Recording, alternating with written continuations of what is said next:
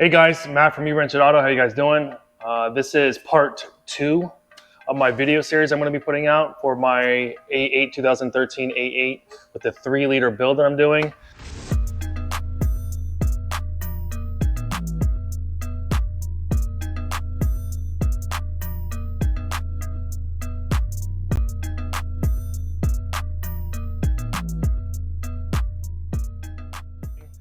If you have not seen the intro video, I'll put a link in the description. Also in this, this video itself. That video goes over all the parts that I'm installing, and it's doing a breakdown of the build itself. If you guys have any comments or feedback about what I'm saying, or you want to see more of, or hey, the breakdown of this, guys, let me know as well. I'll try to do my best to be able to answer the comments or make another video for that as well. So I want to go over what the actual build is. Pretty much, I wanted to show you guys. So these are the pistons I talked about. It's lowering my compression. Stock compression at these things are 10.5 to 1. These pistons reduce that compression to 9.5 to 1. So there's a couple of reasons why I like this idea, why I'm doing this. But basically, if I lower the compression, I can add more boost. And also it's really beneficial for my nitrous build as well. Typically speaking, you don't need to go that low. You do lose about 4% per 1 point. So I lost about 4% of the actual engine, what it produces, but you also get 7% back per PSI for boost. So I do plan on increasing boost. I do also, when you introduce nitrous to a boosted system, that also increases boost. So I'm going to be gaining a lot back out of it. So I wanted to go over that fully. I also wanted to show you guys the difference between stock piston and this piston right here. So when I say I'm lowering compression to 9.5 to 1, which is what this is doing, the difference between this one, obviously, is that this isn't a dome type piston, where this one has some space in here that it is decreasing the volume, the cylinder volume. So really, this piston and that piston are a little bit different in 2 ways. One, this is a flat, that's a dish. Secondly, this bore size is a little bit smaller than what those are. So that doesn't really play a part in terms of lowering compression. Actually, what that does is the opposite. But really changing this to a flat will really make that difference. So that's one of the things. The reason why I'm doing it again is for boost pressure, lower cylinder temps, AITs. There's a bunch of benefits to it. Also, you can change compression with a lot of different things. Your deck height, your head gasket thickness, your stroke. I'm running a stock crank, but you can, from what I'm hearing, you can run the 3.2, which increases the stroke by 2 or 3 millimeters from what I'm seeing. However, I didn't want to do any of that. I just kept the stock crank. I think one's at 89 and one's at 93 millimeter. Also, you can do multiple things to increase the volume, but really what that relates to in terms of your compression ratio is the comparison from bottom dead center to top dead center. So it's really just the volume that's inside the center, how you're getting that number. So there's a couple of things that need to play a part, but my compression ratio is going to be at 9.5. So I wanted to go through everything that I'm physically doing with the block. I've already installed 2 pistons. I am going to show you guys how to build it in a time-lapse video. Anything that I feel like is necessary to go through a demonstration, let you guys know what's going on with it, I will do that. In terms of my nitrous, there's going to be a couple of things that I need to do for that. So really, it's the rings themselves. So traditionally, boosted vehicles, the compression gap, the gap on the ring should be 22-ish. I am doing mine at 29. The reason why I'm doing that, I'll show this. If I don't file down the gap, the ring gap, what'll happen is this thing is going up and down, it creates heat. And when I go to spray nitrous, obviously that's creating heat as well. what'll happen is this ring gap will get tighter and tighter and tighter and tighter until it gets really, really close. And then a lot of times where they'll pinch together and split the piston, it'll crack it because of the pressure. So I have to make sure that I file the gap down just a little bit more. And what I'm going to be doing it as 29 thousandths. So I will show you guys how I achieve that as well. We'll do the install for the pistons. I'll also put the crank in, and then we'll do the rods. So the block itself will be done. I'm still waiting for the heads. Actually, what I'm really waiting for is 034's cams. I have Super Tech valves and the whole 9 port work and all that through the heads. I'm waiting for a couple of things to be finished up, wrapped up on that, and then waiting for the cams as well. So I'll go right into it.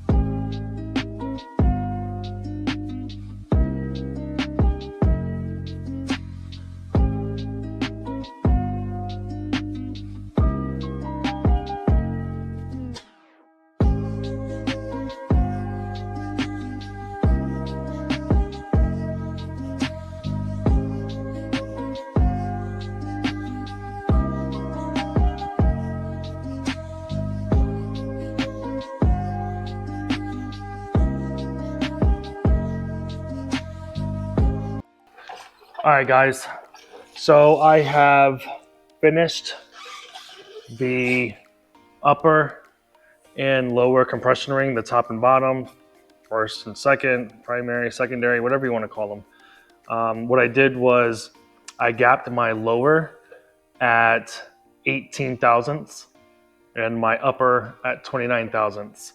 Now there's a couple of people do it differently. Typically they say that you're supposed to make the ring gap on the secondary a little bit wider.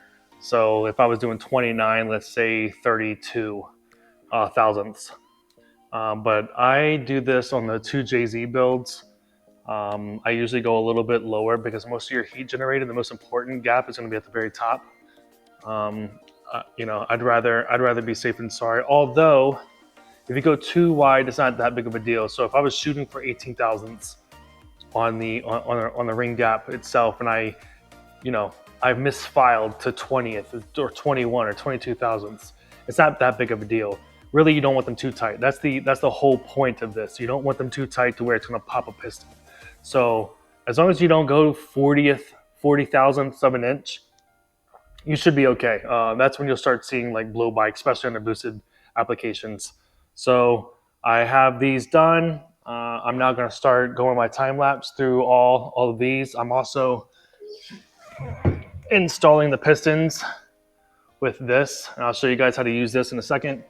One last thing before I continue is you can look online. I think I'm sure there's some things there for you to how to set your rings.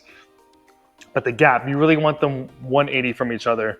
So if the top ring gap is here, you're going to want to put the secondary ring gap here.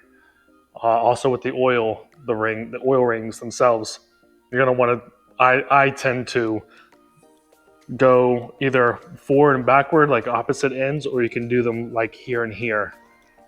Doesn't really matter. As long as they're not right next to each other, sitting like this, then you're okay. It doesn't really matter. All right, so I'm going to continue now. I'm just going to build this thing up. All right, so we are going to do ring gap. I'll show you one example, but I've done it on the rest of these. So here's cylinder 3. What I do is we have a piston without the compression rings on it, and then I have my compression ring. This is the top one. So we'll just do it on this, but the same process works through the top, the primary and secondary. So what I'll do is I'll install, here's the part where I want to try to focus on. Let me see if I can do from here, that way you guys can see a little bit better. I throw piston in ever so slightly. Okay. So it's in there, but I don't want to check it like that. So what I do is I put the piston in upside down, push it in, make sure she's nice and straight. Cool. All right, so here's my piston ring gap filed. This one's already set for us, and I'll show you. Here's a typical feeler gauge. This one is at, I don't know if you can see that on the camera, 29 thousandths, okay? So what I'm looking for is make sure she goes nice and solid in. Okay.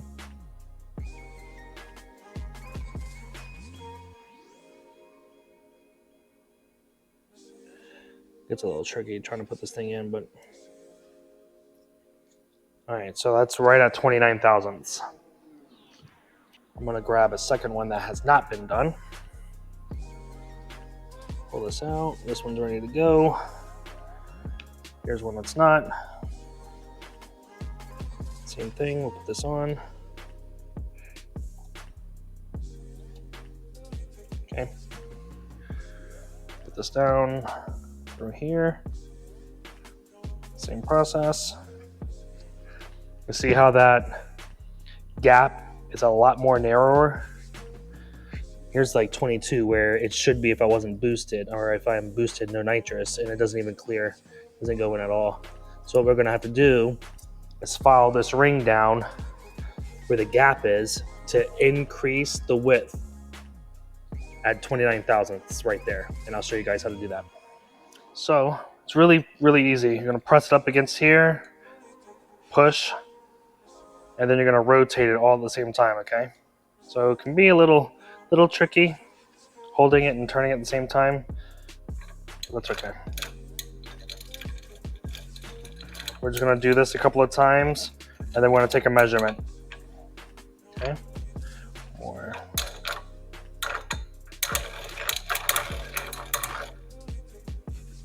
All right. So I'll take some sandpaper and just quickly go in around there and make sure the edges aren't nice and aren't sharp. But let's go take a look to see if we gotta do more. All right, we have our ring gap correct. Goes right in. Now we gotta do our secondary compression ring. Once this one's done, we're gonna install a piston and put this piston in.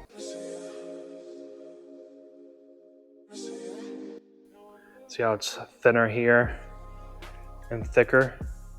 It's thicker here and thinner here. So it kind of funnels the piston rings into the block.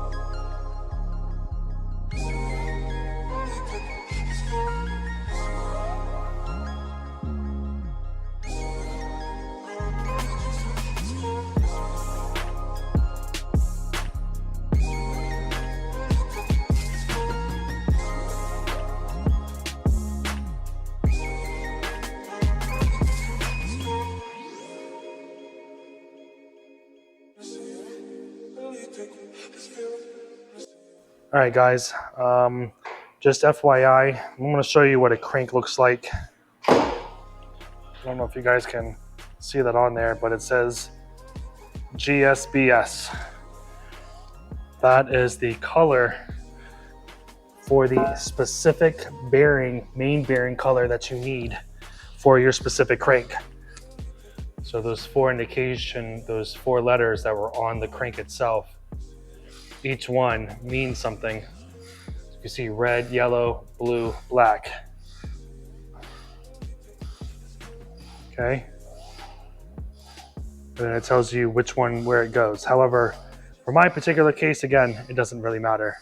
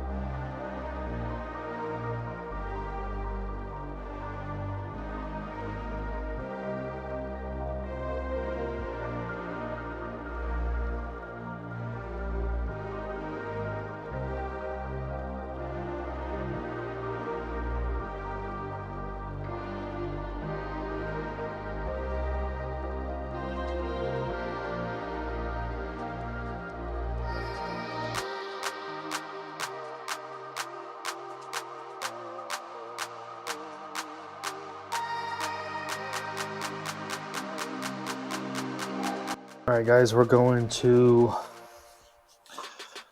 torque down these rod bolts. The machinist has them set at 45 foot-pounds. So we're going to go from 1 all the way to 6.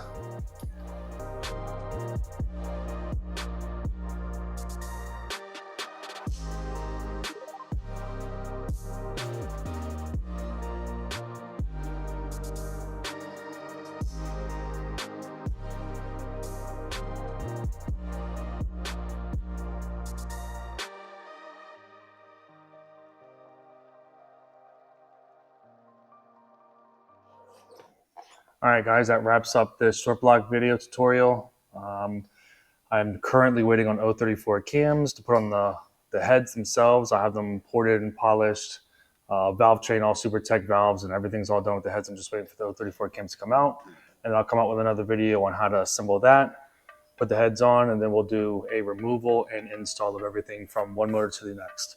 All right, if you have any comments, please let me know. Like, comment, and subscribe if you have any feedback. This is one of my first ever videos, so it's a learning experience. So if you guys have any feedback, please let me know. All right, until next time.